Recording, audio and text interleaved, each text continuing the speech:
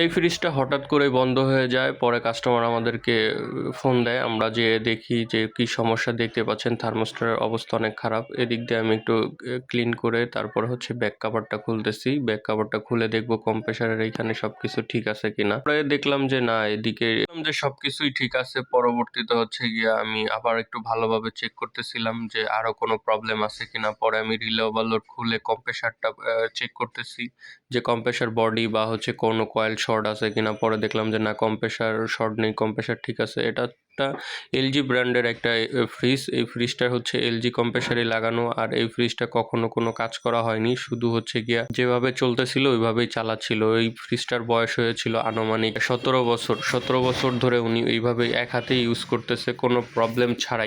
তারপরে হচ্ছে গিয়ে আমি সামনে দেখলাম, সামনে দেখি যে থার্মোস্ট্যাটের ওইখান থেকেই সমস্যা করতেছে। আমি লাইনটা শর্ট করে দিয়ে আবার চালানোর চেষ্টা করি, তারপরও দেখি চলতেছে না। পরে হচ্ছে গিয়ে আমি পিনে দেখতেছিলাম যে পাওয়ার লাইনটা আসছে কিনা। পরে দেখলাম যে হ্যাঁ, পিনে তো পাওয়ার লাইন আসে, তাহলে চলে না কেন। পরে হচ্ছে গিয়ে আমি আবার ক্লিপগুলো লাগাই, গিয়ে তারপরে হচ্ছে গিয়ে আবার চেক করি। তারপরে দেখি যে এইবারও চলতেছে না। পরে হচ্ছে আমি আবার সবকিছু খুলতেছি, খুলে হচ্ছে গিয়ে এই ক্যাপাসিটারটা আবার চেক করতেছি যে ক্যাপাসিটারে কোনো দুর্বল আছে কিনা, ক্যাপাসিটারের মান ঠিক আছে কিনা সেটাও দেখতেছি। হচ্ছে কোনো কাটা আছে কিনা বা ইঁদুরে কাটছে কিনা সেটাও দেখলাম। পরে দেখলাম যে না, কোথাও কোনো ফল্ট নেই। ক্যাপাসিটারটাও মেপে দেখলাম যে ক্যাপাসিটারটাও ঠিক আছে, যে মান দরকার ছিল সেই মানটাই আছে। আমি আবার লাইট মেরে ভালোভাবে দেখছিলাম। পরে হচ্ছে গিয়ে সবকিছু ওকে থাকলে পরে আমি হচ্ছে গিয়ে এদিক দিয়ে দেখতেছিলাম যে কোনো কাটা বা কোনো আছে কিনা, যেহেতু ইঁদুরের চিহ্ন পাওয়া গিয়েছে যে এটা ইঁদুরে কেটেছে। পরে হচ্ছে গিয়ে আমি একটা তার খুলতেছি এখান থেকে, আর্থিং এর।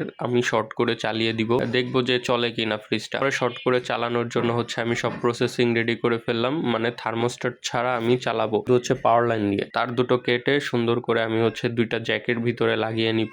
এই দিক দিয়ে পাওয়ার লাইনের ভিতরে দুইটা জ্যাকে লাগাবো, এইদিকে পাওয়ার লাইনের দুটো জ্যাকে লাগাবো।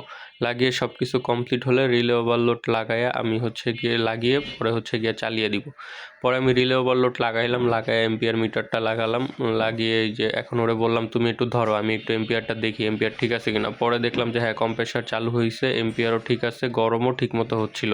তার মানে আমাদের হচ্ছে গিয়ে থার্মোস্ট্যাট যেটা ছিল, থার্মোস্ট্যাটের প্রবলেম ছিল। আমি থার্মোস্ট্যাটটা অন্য কাস্টমারকে জানাই যে আপনার এদিকে সব কিছুই ঠিক আছে কম্প্রেসার সাইডে, শুধু হচ্ছে থার্মোস্ট্যাট লাইনে প্রবলেম। পরে আমি ওনাকে বলি যে থার্মোস্ট্যাটটা চেঞ্জ করলেই ফ্রিজটা ওকে হয়ে যাবে। পরে যেভাবে যেটা ছিল সবকিছুই আমি সুন্দর মতো আবার লাগিয়ে দিতেছিলাম, যাতে হচ্ছে গিয়ে পরবর্তীতে এসে সুন্দর করে কাজটা করে দেওয়া যায়। আর এর ভিতরে কাস্টমারকে আমি বলে দিলাম ফ্রিজটা সার্ভিসিং করাতে হবে, যেহেতু অনেক দিন ধরে হচ্ছে গিয়ে আপনারা ইউজ করতেছেন, কখনো কোনো সার্ভিস করা নেই। আর এইদিকে হাত দিয়ে দেখলাম যে পানির ট্রেটাও নেই। পরে ওনাকে আমি সেটাও জানাই যে এতদিন কি পানি পড়েনি। পরে বলতেছে যে না, এতদিন কোনো পানি পড়ে না। এতদিন পানি না পড়ারই কথা, কারণ যেহেতু থার্মোস্ট্যাট সমস্যা ছিল সেক্ষেত্রে কখনোই অটো হয় নাই, ও অল টাইম চলতেছিল। অল টাইম চলার কারণে ওনার কারেন্ট বিলটাও বেশি আসতেছিল। এর কথা হচ্ছে আপনার কম্প্রেসারটাও দীর্ঘস্থায়ীভাবে চলতেছিল, যার জন্য পরবর্তীতে সমস্যা হতো, কম্প্রেসারটা কেটে যাওয়ার সম্ভাবনা থাকতো। অনেক সময় হচ্ছে গিয়ে কম্প্রেসার বসা যাইতো।